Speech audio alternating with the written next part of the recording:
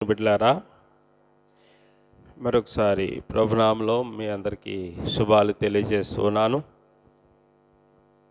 స్థానిక సంఘ కాపరి రెవరెండ్ సమర్పణ్ కుమార్ అయ్య గారికి, అలాగే సంఘ పెద్దలకు, స్త్రీల సంఘ సహవాసానికి ప్రతి ఒక్కరికి పేరు పేరున ఉదయకాలపు శుభాలు, దీవెనలు తెలియజేస్తున్నాను.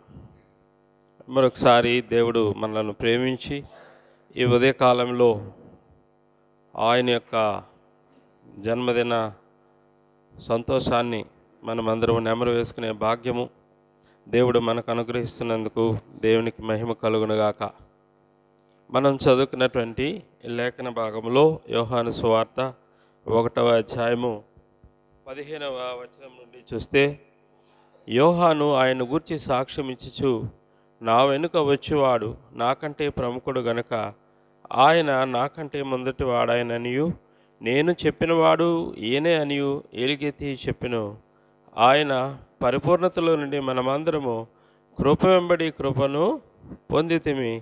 ధర్మశాస్త్రము మోషే ద్వారా అనుగ్రహింపబడిను, కృపయు సత్యమును యేసుక్రీస్తు ద్వారా కలిగెను. ప్రార్థన చేసుకుందాము. పరిశుద్ధుడా, ప్రేమ కలిగి తండ్రి, సర్వాధికారి గొప్ప దేవా, మీకు స్తోత్రాలు చెల్లించుకుంటూ ఈ ఉదయకాలంలో నాయన ఈ క్రిస్మస్ ఆరాధనలో మమ్మల్ని అందరూ నడిపించిన రీతిని బట్టి స్తోత్రాలు. మా ప్రభువా, మీ వాక్యదానంలోనికి మేము ప్రవేశిస్తుండగా మాకు కావలసిన జ్ఞానాన్ని, తలాంతులను మీరు దయచేయండి. నీ ప్రజలకు కావలసినటువంటి ఆత్మీయ క్షేమమును, ఆత్మీయ వర్తమానం అందించి మహిమ పొందమని యేసునామమున ప్రార్థన చేసి వేడుకొనుచున్నాం తండ్రి, ఆమెన్. ప్రభునందు ప్రియ దేవుని బిడ్డలారా, యోహాను భక్తుడు యేసయ్యకు, ఆయన సువార్తకు ముందుగా, యేసు ప్రభు మొదటి రాకడకు ముందుగా మార్గము సరళము చేయటానికి వచ్చినటువంటి గొప్ప దైవ సేవకుడు. యోహాను మరి చెప్తున్న మాటలు ఏమిటి అంటే, ఆయన గురించి సాక్ష్యం ఇచ్చుచు, నా వెనుక వచ్చేవాడు నాకంటే ప్రముఖుడు. యేసయ్యను హైలైట్ చేస్తున్నాడు. సాధారణంగా మనమందరము మనల్ని మనం గొప్పగా చెప్పుకోవడానికి ఇష్టపడతాం. సమాజంలో ప్రతి ఒక్కరూ మనల్ని గౌరవించాలని, మన ఘనతను చాటాలని, మన ఉన్నతిని కీర్తించాలని మనం కలలు కంటూ ఉంటాం. అయితే యోహాను తను తాను తగ్గించుకుంటూ యేసు ప్రభువు యొక్క గొప్పతనాన్ని చాటుతూ ఉన్నాడు.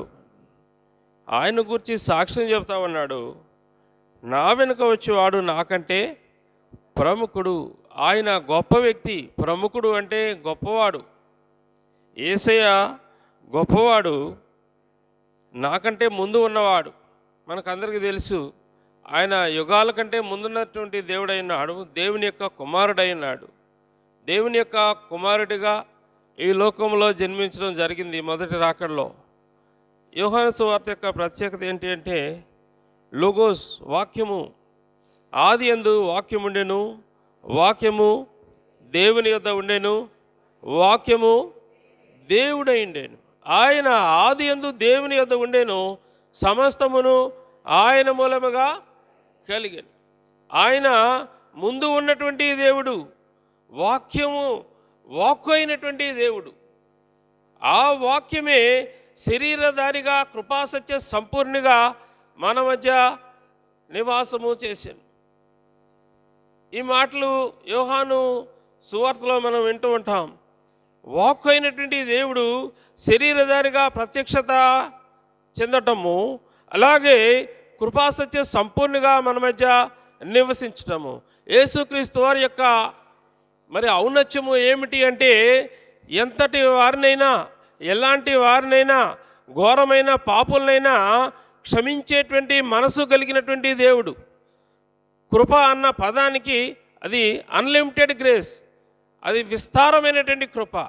ఏ వ్యక్తి అయినా, ఎంత ఘోరమైనటువంటి పాపాలు చేసినటువంటి వ్యక్తి అయినా దేవుని యొద్దకు వస్తే గొప్ప క్షమాపణ ఇచ్చేదే కృప. మన పాపాలన్నీ సిలువలో కొట్టివేయటానికి యేసయ్య ఈ లోకంలోనికి వచ్చారు. ఆయన కృపను చూపిస్తూ ఉన్నారు, ప్రేమను చూపిస్తూ ఉన్నారు, కరుణను చూపిస్తూ ఉన్నారు, శాంతి మార్గాన్ని మానవులకు ప్రబోధం చేయడానికి యేసు ప్రభు వారు ఈ లోకంలోకి వచ్చిన సంగతి యోహాను భక్తుడు స్పష్టంగా తెలియజేస్తూ ఉన్నాడు. ధర్మశాస్త్రము మోషే ద్వారా అనుగ్రహింపబడెను, కృపయు సత్యమును యేసుక్రీస్తు ద్వారా కలిగెను. ధర్మశాస్త్రం అయితే పంటికి పన్ను, కంటికి కన్ను, పాపానికి శిక్ష వేయాల్సిందే. ఇప్పటికీ ధర్మశాస్త్రము ఏలుబడి చేస్తూనే ఉంది. కొన్ని దేశాల్లో ఏదైనా తప్పులు చేస్తే ఆ తప్పుకు తగినటువంటి శిక్ష మనిషి భరించాల్సిందే. కొన్ని ప్రత్యేకమైన దేశాల్లో చట్టాలు ఎలాగుంటాయంటే, ఏదైనా తప్పు చేస్తే, ఇతరులకు హాని కలిగిస్తేనో, చేయలేనటువంటి ఘోరమైన కార్యాలు చేస్తేనో ఆ మనిషికి శిక్ష తప్పదు. కనికరం అన్నది ఉండదు, కృప ఉండదు, దయ ఉండదు, జాలి ఉండదు, ప్రేమ అంతకంటే ఉండదు. అయితే యేసుక్రీస్తులో ఉన్న గొప్పతనం ఏంటి అంటే, ఆయన ఉన్నతమైనటువంటి కృప. ఆ కృప గొప్పది. ఎవరైనా దేవుని యొక్క సింహాసనం చెంతకు సమీపించవచ్చు. ధర్మశాస్త్రం ఉన్నప్పుడు ఎవరో దేవుని దగ్గరికి రాలేరు, ఒక ఆవరణలోనే వాళ్ళు కూర్చోవలసి వచ్చేది. అయితే కృప ఏం చేస్తుందంటే, మనిషిని దేవునికి సమీపస్తునిగా చేస్తుంది. దూరస్తుడైనటువంటి మానవుడిని దేవుని హక్కున చేర్చుకునేది కృప, కరుణించేది కృప, దయ చూపించేది కృప. ఆ పదమే అద్భుతమైనటువంటి పదం. అందుకని ధర్మశాస్త్రము మోషే ద్వారా అనుగ్రహించబడింది, కానీ కృపయు సత్యమును యేసుక్రీస్తు ద్వారా మనకు అనుగ్రహించబడతా ఉన్నాయి. ఆయన గురించి సాక్ష్యం ఇచ్చడానికి నేను ఈ లోకంలోనికి వచ్చాను అని యోహాను భక్తుడు చెప్తూ ఉన్నటువంటి మాటలో మనం చూస్తున్నాం. అందుకని ఒక్కసారి చూడండి, అదే యోహాను సువార్తలో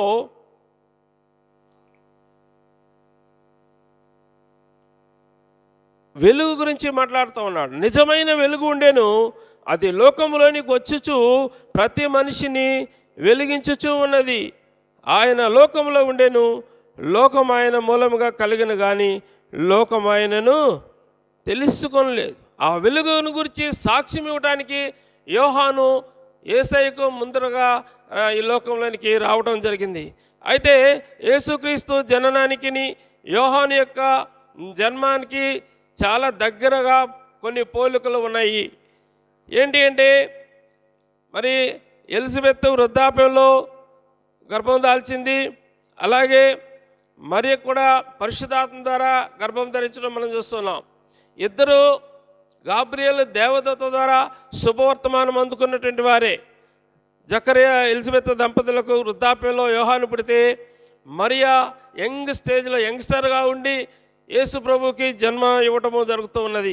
ఇద్దరు కూడా ప్రవక్తల ప్రవచనాల ద్వారా జన్మించిన వారే, యేసు ప్రభు వారు అలాగే యోహాను భక్తులు కూడా. చూడండి, మరియా శుభవచనం వినగానే ఎలిజబెత్ గర్భంలోని శిశువు గంతులు వేశాడు. ప్రైజ్ లార్డ్, హల్లెలూయా. ఎలిజబెత్ గర్భంలో ఉన్నటువంటి శిశువు గంతులు వేయటము, యేసు ప్రభుని ధరించుకున్నటువంటి మరియా అలాగే ఎలిజబెత్ గర్భంలో ఉన్నటువంటి యోహాను ఇద్దరి మధ్య 6 నెలల వ్యత్యాసమే ఉన్నది. చాలా తక్కువ నెలల్లో వ్యత్యాసంలోనే ఉన్నారు. ఎప్పుడైతే మరియా ఎలిజబెత్ని సమీపిస్తూ ఉందో, ఆ కొండసీమలలో ఎలిజబెత్ గర్భంలో ఉన్నటువంటి శిశువు యోహాను గంతులు వేస్తూ ఉన్నాడు. కారణము ఏమిటి అంటే, యేసు ప్రభులో ఉన్నటువంటి పునరుద్ధానపు శక్తి అది, యేసు క్రీస్తులో ఉన్నటువంటి వెలుగది, యేసు క్రీస్తులో ఉన్నటువంటి మహిమ యోహానుని అట్రాక్ట్ చేస్తూ ఉన్నది. సాధారణంగా ఒక మ్యాగ్నెట్ని తీసుకొచ్చి ఏదైనా ఇనుప ముక్క దగ్గర పెడితే అది ఆకర్షిస్తూ ఉంది. అలాగా యేసు ప్రభులో ఉన్నటువంటి గొప్పతనము యోహానుని ఆకర్షిస్తూ ఉంది.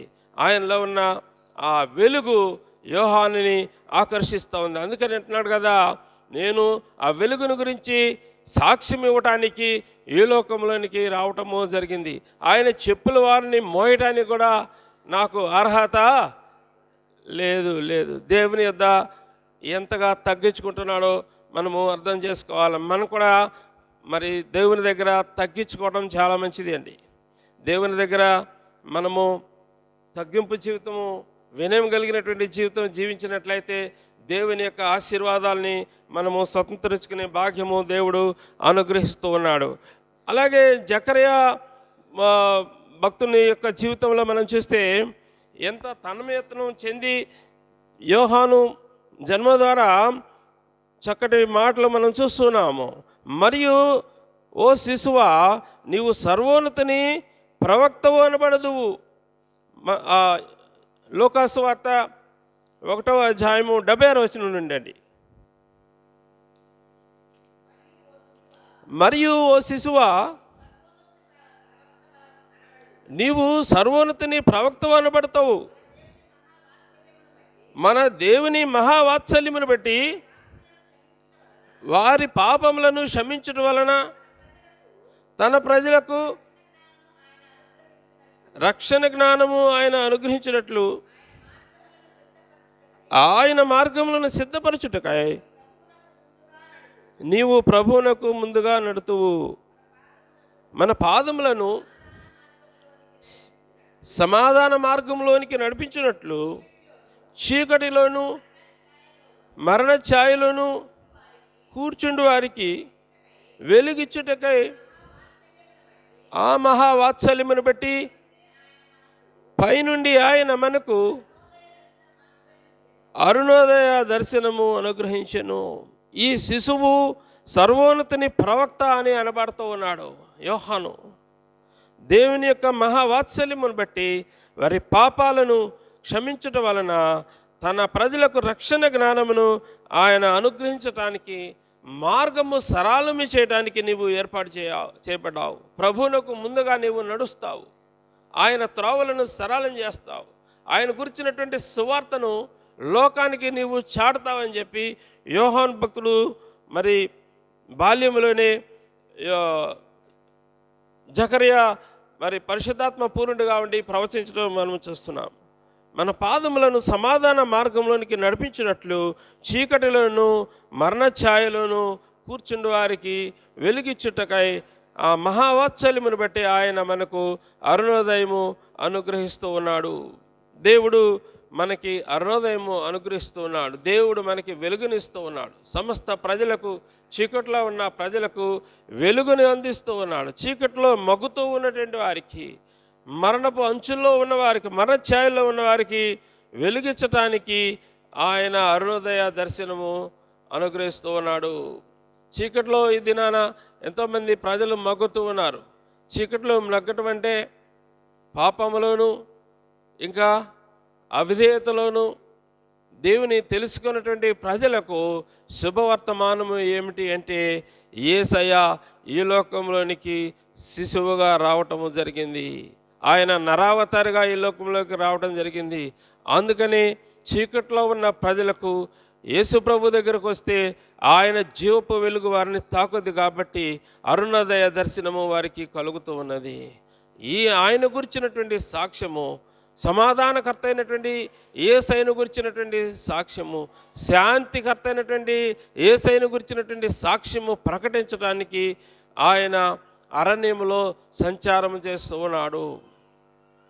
మరి యోహాను జీవితంలో ఆయన బోధలోని విషయాలు మనం జ్ఞాపకం చేసుకుంటే యోహాను సువార్త యెషయా గ్రంథము 40వ అధ్యాయము కొన్ని వచనాలు మనం చూద్దాం.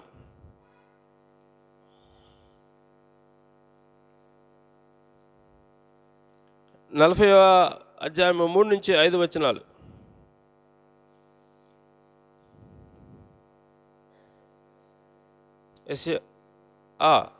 ఆలకించుడి, అడవిలో ఒకడు ప్రకటించుచున్నాడు, ఎట్లనగా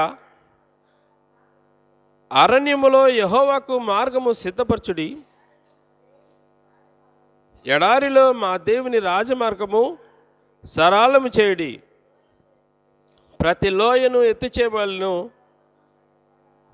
ప్రతి పర్వతమును ప్రతి కొండను అణచవలెను. వంకరవి చక్కగాను కరుకైనవి సమముగాను ఉండవలెను. యెహోవా మహిమ బయలుపరచబడును, ఒక్కడును తప్పకుండా సర్వ శరీరులు దాన్ని చూచెదరు. ఈలాగు జరుగునని యెహోవా సెలవిచ్చుచూ ఉన్నాడు. మరి యోహాను భక్తుని గురించి ముందుగానే పరిశుద్ధాత్ముడు రాయించి పెట్టాడు యెషయా ప్రవక్త ద్వారా.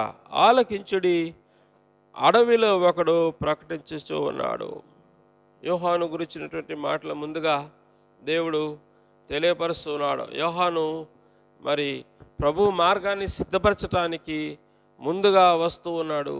ఈయన ఏలియా యొక్క ఆత్మ కలిగిన వాడు, శక్తి గలవాడై ఆయనకు ముందుగా వెళ్ళినని లోకాసు వార్తలో మనకు తెలియబడతా ఉంది. మరి యోహాను అన్న పదానికి మీనింగ్ ఏంటంటే యెహోవా కృప. యెహోవా కృప, దేవుని యొక్క కృపను ఈ లోకంలో చాటుతూ ఉన్నాడు.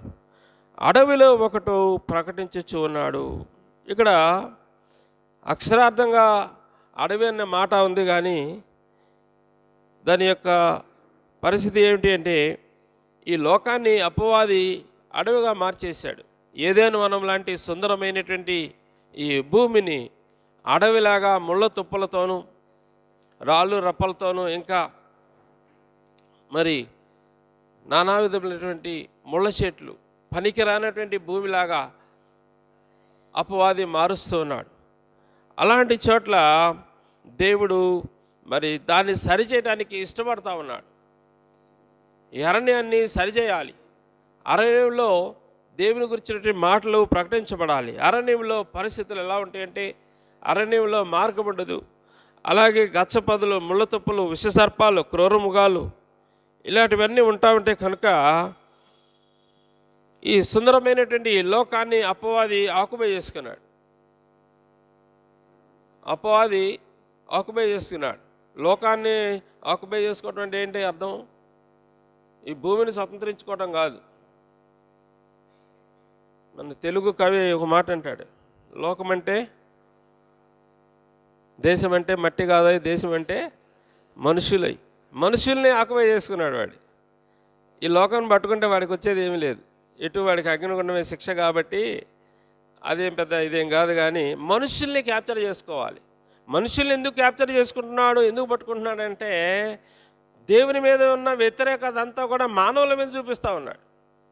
కిడ్నాప్ చేసే వాళ్ళు ఏం చేస్తారు, మీ పిల్లోడిని పట్టుకున్నాము ఇన్ని లక్షలు తీసుకురాని అంటారు, గొడవ చేస్తారు కదా. అట్లాగే దేవుని మీద ఉన్నటువంటి వ్యతిరేకత అంతా దేవుని యొక్క పోలికలో, ఆయన యొక్క ఉనికిలో, ఆయన రూపంలో ఉన్నటువంటి మానవుని మీదే పడిపోయాడు అపవాది. ఎట్లయినా సరే ఎంతో కొంతమందినైనా పట్టుకోవాలి. ఎంతమంది దొరికితే అంతమందిని పట్టుకుని ఈడ్చుకుని వెళ్ళి అగ్నిగుండంలోకి లాక్కెళ్ళడానికి వాడు వస్తూ ఉన్నాడు. కనుకనే ప్రియ దేవుని బిడ్డలారా, మరి దేవుని యొక్క హస్తాల్లో ఉంటే మనకు భద్రత కలుగుతుంది. దేవుని యొక్క ఆ ఉనికి మనము కలిగి ఉంటే, ఆయనలో మనము ఉనికి కలిగి చెల్లిస్తే మనము దేవుని బిడ్డలం అవుతాం. ఎందరూ దేవుని అంగీకరించినో వారందరూ దేవుని యొక్క కుమారులు. యేసు ప్రభుని అంగీకరించిన వారు దేవుని యొక్క కుమారులు, కుమార్తెలు. ఆయన రక్తము ద్వారా మనకు విడుదల కలుగుతూ ఉన్నది, విమోచన కలుగుతూ ఉంది. కృపాసింహాసనాన్ని సమీపించడానికి ఒక ఆధారము ఆయన కల్వరి రక్తము. కనుకనే మరి అపవాది మనిషిని పాపాలతో మగ్గేటట్లు చేసి, మానవ హృదయాన్ని అరణ్యమయంగా చేసి, అడవి మనిషిలాగా మనిషిని మార్చి, మహిమతో ఉండవలసినటువంటి మనిషిని, మహిమ దేహాలు కలిగినటువంటి మనిషిని అరణ్యముగా మారుస్తూ ఉన్నాడు. మానవుల యొక్క హృదయాలన్నీ అరణ్యముగా, హృదయ ఆలోచనలన్నీ ముళ్ళతుప్పల్లాగా చేసేసి దేవునికి సమీపంగా ఉండవలసినటువంటి మనిషిని దూరస్తుడుగా చేస్తూ ఉన్నాడు. అందుకనే సువర్తమానం ప్రకటించవలసి వచ్చింది. అందుకనే అరణ్యములో ప్రకటించండి, దేశంలో దేవుని గురించినటువంటి మాటలు తెలియజెప్పండి, దేశ నివాసుల యొక్క చెడుతనం గురించి హెచ్చరించండి. దేవుని యొక్క సువార్త చెప్పబడతానే ఉంది.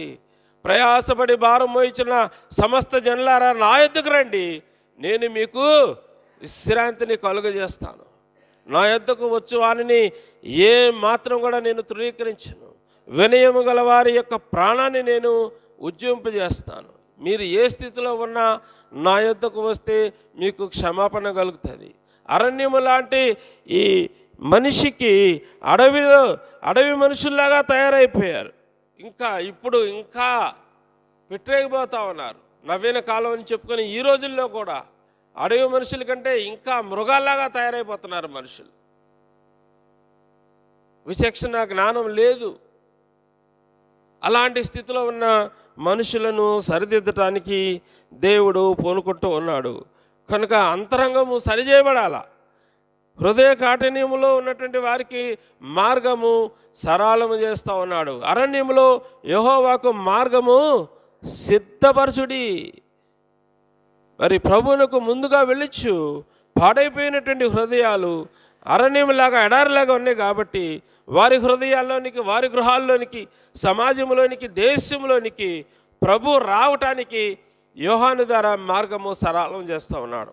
యేసు ప్రభు ఈ సమాజంలోకి రావటానికి ముందరగా ఒక స్వరము ఏంటి అంటే ప్రభు మార్గము సరళం చేయాలి. యేసయ్య వస్తూ ఉన్నాడు. ఒక శక్తిమంతుడు ఈ లోకంలో ఉద్భవిస్తూ ఉన్నాడు. కనుక నేను ఆయన చెప్పుల వారిని కూడా మోయటానికి అర్హుడను కాదు. మీరు ఆయన మాట వినండి. నేను కేవలము నీటిలోనే బాప్తిసం ఇస్తాను, కానీ ఆయన నీటి ద్వారా, అగ్ని ద్వారా, ఆత్మ ద్వారా బాప్తిసం ఇస్తాడు. ఆత్మ ద్వారా, పరిశుద్ధాత్మ ద్వారా బాప్తిసం ఇస్తాడు. కనుక మీకు రక్షణ మార్గము సరళం చేయటానికి నేను వచ్చాను అని యోహాను భక్తుడు చాడుతూ ఉన్నాడు. ఎడారిలో మా దేవుని మార్గము సరళము చేయడి. యేసు ప్రభు రాజులకు రాజు, ప్రభువులకు ప్రభు. కనుక ఆయన రావటానికి ఒక రాజమార్గము కావాలి. మనుషులు ఇష్టపూర్వకంగా దేవుని యొద్దకు వస్తే ఆయన అంగీకరిస్తాడు. సంతోషంగా దేవుని యొద్దకు రావాలి. యేసు ప్రభు ఎవరిని బలవంత పెట్టే దేవుడు కాదు. ఆయన ఎవరిని, ఏ మనిషిని బలవంతంగా రమ్మని చెప్పేటువంటి దేవుడు కూడా కాదు. Choice is yours. మనిషికి స్వేచ్ఛనిచ్చాడు, స్వాతంత్రం ఇచ్చాడు, డెసిషన్ మేకింగ్, ఒక నిర్ణయం తీసుకునేటువంటి ఆధిక్యత మానవునికి ఇచ్చాడు. మొట్టమొదట దేవుడు ఈ లోకాన్ని సృష్టించినప్పుడు, మనిషిని తీసుకొచ్చినప్పుడు, అదమ్మా you shall rule over this world, ఈ లోకాన్ని నువ్వు ఏలు, అంత నీ ఆధిక్యతలో ఉంది. నిర్ణయం తీసుకునేది కూడా నువ్వే. మంచి చెడ్డలు వివేచన కలిగి నిర్ణయం తీసుకునే భాగ్యము నీకే అప్పగించాడు. అథారిటీ, నీకు ఒక అథారిటీ చేతిలో పెట్టాడు. నీ జీవితం యొక్క అథారిటీ నీదే. నువ్వు తప్పులు చేస్తే ఆ తప్పులు వేరే వాళ్ళ మీద నెట్టడానికి వీలు లేదు. మన తప్పులకి మనమే బాధ్యులమి, మన అవిధేయతలకి మనమే బాధ్యులమి, మన తప్పుడు నిర్ణయాలకి మనమే బాధ్యులమి. లోతు భార్యతో మరి అందరికీ, కుటుంబం అందరికీ చెప్పేశాడు. ఏంటి, సొదొమ గొమొర్రా పట్టణం విడిచి బయటికి రండి అని. ఏం చేశారు? లోతు వచ్చాడు, కుమార్తెలు వచ్చారు, ఎవరు రాలేదు? భార్య దేవుని మాటకు అవిధేయురాలైపోయింది. ఒక్కసారి వెనక్కి చూసుకుని ముందుకు నడవమని చెప్తా ఉంటే వెనక్కి చూసుకుంటా ఉంది. భర్తకు దూరం అయిపోయింది, బిడ్డలకు దూరం అయిపోయింది. వారి జీవితాలు పతనమైపోయాయి. వారి ద్వారా కొన్ని జనాంగాలు మళ్ళా వేరే విధమైన దేవునికి అయిష్టమైనటువంటి జనాంగాలు ఈ లోకంలోనికి రావడం జరిగింది. ఒక్క అవిధేయత ఎంత ఘోరమైన పాపం చేస్తుందో మీరు ఆలోచన చేయండి.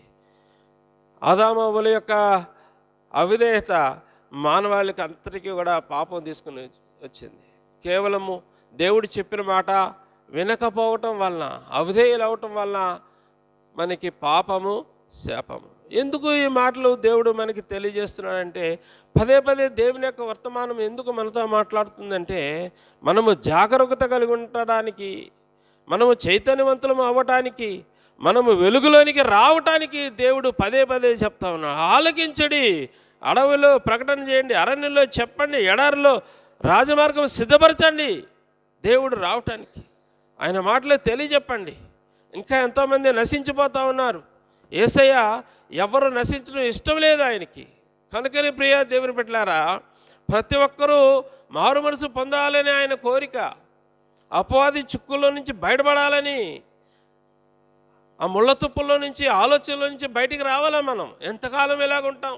వ్యర్థమైన వాటి కొరకు మనకున్నటువంటి సమయాన్ని ఖర్చు పెడతాం, మన కొరకు ఉన్నటువంటి ఆరోగ్యాన్ని ఖర్చు పెడుతున్నాం, మనకున్న తలాంతులను వ్యర్థం చేస్తూ ఉన్నాం. అందుకని దేవుని వైపు తిరిగితే మన మార్గాలు ఆయన మార్గాల వైపు తిప్పుకుంటే ఆయన మనల్ని కరుణించే దేవుడు, కృప చూపించే దేవుడు. అలాగే మరి చూడండి, యేసు ప్రభుని పూర్ణ మనసుతో పూర్ణ ఆత్మతో ఆయన్ను ప్రేమించాలి. రాజమార్గం అది. ఆయన మనకి స్వాతంత్రం ఇచ్చాడని చెప్పుకుంటున్నాం కదా. ఆయన ఎవరిని బలవంత పెట్టే దేవుడు కాదు, అయితే హెచ్చరించే దేవుడు, ప్రేమించే దేవుడు, ఆకర్షించే దేవుడు. మన హృదయము మాయల చేత ఆకర్షింపబడతా ఉంటుంది. సర్కస్ ఉంటే సర్కస్ దగ్గరికి వెళ్తాం, కొత్త దాని మీద ఉంటే దాన్ని చూడాలని. మీరు నానా విధమైన మాయల్లో చిక్కుబడి ఉన్నారు. మాయల్లో నుంచి మీరు బయటకు రండి, అసత్యంలో నుంచి మీరు బయటకు రండి.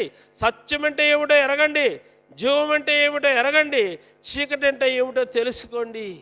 ఈ చీకటిలో నివసిస్తున్న సమస్త ప్రజలారా వెలుగులోనికి రమ్మని మీకు ఈ దినాన ఒక ఆహ్వానం పలుకుతూ ఉన్నాడు దేవుడు. ఆ వెలుగు ఎద్దుకు మీరు రండి, మీ హృదయాలు జీవపు వెలుగుతో నింపబడతా ఉన్నాయి. నిజమైన వెలుగుండెను ప్రతి మనిషిని వెలిగిస్తూ, నిజమైనటువంటి వెలుగు.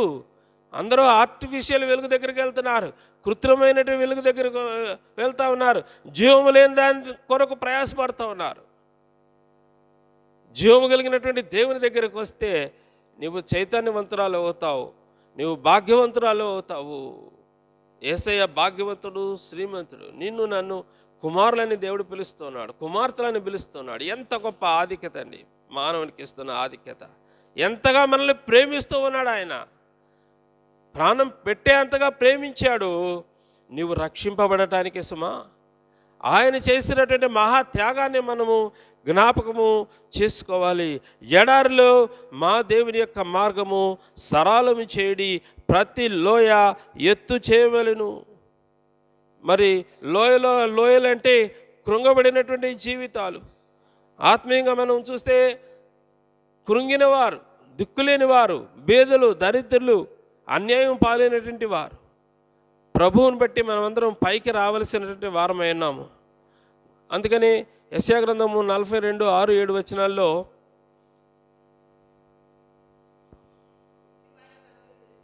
గుడ్డివారి కన్నులు తెరుచుటకును, చెరసాల్లో ఉన్న వారిని విడిపించటానికి, చీకట్లో నివసించే వారిని బందీగృహంలో నుంచి వెలుపలకు తీసుకురావడానికి యెహోవానగు నేనే నీతి విషయములలో నిన్ను పిలిచి నిన్ను కాపాడి ప్రజల కొరకు నిబంధనగాను అన్యజనులకు వెలుగుగాను నిన్ను నియమించి ఉన్నాను. చాలండి. గుడ్డివారి కన్నులు తెరవటానికి. గుడ్డివారు ఎవరు? గుడ్డివారు. కన్నులు లేనివారు గుడ్డివారా? కన్నులు ఉన్నవారు గుడ్డివారా? కన్నులు ఉన్నవారే. కన్నులు లేని వాళ్ళకి వాళ్ళకి ఇంకొక నేత్రం బంద్ చేస్తూ ఉంటాయి, ఆత్మనేత్రం బంద్ చేస్తూ ఉంటాయి. వాళ్ళు మనం బళ్ళల్లో వెళ్తూ ఉంటే ట్రైన్లో కళ్ళు లేని వాళ్ళు అద్భుతమైనటువంటి పాటలు పాడుతున్నారు, మంచి పాటలు, మంచిగా యేసయ్యను స్తుతిస్తూ. అదే అంటాడు కదా, ఎందుకు ఇట్లా పుట్టాడంటే దేవుని మహిమ కొరకే ఇట్లాగా పుట్టారు. మరి కన్నులుండి కూడా ప్రభువుని ఎరగపోతే నిజంగా మనం అందరం గుడ్డి వాళ్ళమే, గుడ్డితనంలో మగ్గుతున్నాం. యేసయ్య ఈ లోకానికి వచ్చి 2025 సంవత్సరాలు అయింది. ఇదే సువార్త ప్రకటించబడతా ఉంది. సంవత్సరాల తరబడి, వేల సంవత్సరాల తరబడి ప్రకటిస్తూ ఉన్నాడు సువర్తమానాన్ని. బేదలకు సువర్తమానం ప్రకటించడానికి యేసు ప్రభు ఈ లోకంలోకి వచ్చారు. బేదలు, ప్రభుని ఎరగనటువంటి వారు, దుఃఖాక్రాంతులు ఓదార్చడానికి, చెరసాల్లో ఉన్నవారికి, అపవాది యొక్క సంఖ్యలో ఉన్నటువంటి వారికి, చీకట్లో మొగ్గుతూ ఉన్నటువంటి ప్రజలను విడిపించడానికి యేసు ప్రభు వారు వచ్చారు. ఏ బంధకాలని బంధింపబడిన వారిని విడిపించటం అంటే, సాతాను కాడిమాను మూకులు కట్టేశాడు. ఇనుప సంఖ్యలు ఒక్కొక్క ఇంటి మీద ఒక్కొక్క పొర ఉంటుంది, ఇనుప సంఖ్యలతో బంధిస్తూ ఉన్నాడు. అందులో గిలగిలగిల కొట్టుకులాటమే తప్ప మనిషి బయటపడే ఆలోచన లేదు. ఒక్క ప్రభువు మాత్రమే ఆ బంధకాల నుంచి మనల్ని విమోచించగలడు. అదే అంటున్నాడు కదా, నేడే రక్షణ దినం, ఇదే అనుకూల సమయం. నేడు అనే సమయం ఉండగానే ప్రభువుని రక్షకునిగా స్వీకరించకపోతే ఇదే అనుకూల సమయం.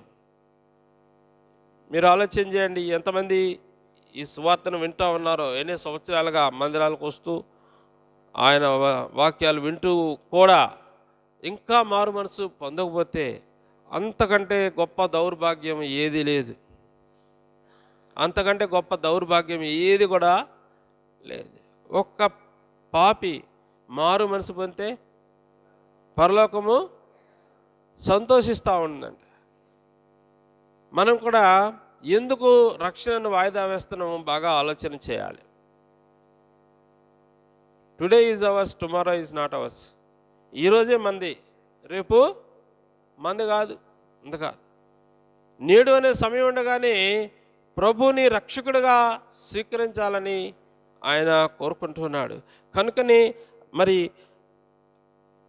ఈ గుడ్డివారి కన్నులు తెరవటానికి యేసు ప్రభు వారు రావడం జరిగింది. ప్రతి పర్వతము అణచువలెను. పర్వతాలు అణిచివేసేది ఏంటి? పర్వతాలు అణిచివేయబడతాయి ఎక్కడన్నా? పర్వతాలు ఆ సృష్టి అంతే ఉంటుంది, మనం ఏం చేయటానికి లేదు దాన్ని. ఆయన ఈ సృష్టిని అలాగా సౌందర్యంగా పెట్టాడు. ప్రతి పర్వతం అణిచివేయటువంటి ఆత్మీయంగా మనం ఆలోచన చేయాలి. మనుషుల యొక్క గర్వము, అహంకారము, ఎన్నో సరిచేయవలసినటువన్నీ కొంతమంది ఊహించుకుంటారు. ఎక్కువగా పక్కనోడి కంటే నేను చాలా ఎక్కువ అనుకుంటాడు. గర్వం, నాకున్న ఆస్తిపాస్తులను బట్టి, అంతస్తుని బట్టి, సౌందర్యం బట్టి మనము గర్విస్తూ ఉంటాం. అవన్నీ అణిచివేయబడాలి. మనలో ఉన్న అహంభావాలు సరిచేయబడాలి. కనుక ప్రియ దేవుని బిడ్డలారా, యోహాను భక్తుడు చీకట్లో ఉన్న ప్రజలకు యేసయ్య వెలిగిచ్చే దేవుడని, యేసు ప్రభువారు మరి రక్షకుడని చాటడానికి, ఈ లోకంలోనికి సాక్షిగా ప్రకటించడానికి యోహాను భక్తుడిని దేవుడు వాడుకున్నాడు. మనమందరం కూడా ఆ జీవపు మార్గంలో ప్రయాణం చేసి ముందుకు సాగుదాం. అలాంటి కృపా ధన్యత ప్రభు మనకు అనుగ్రహించునుగాక. ఆమెన్.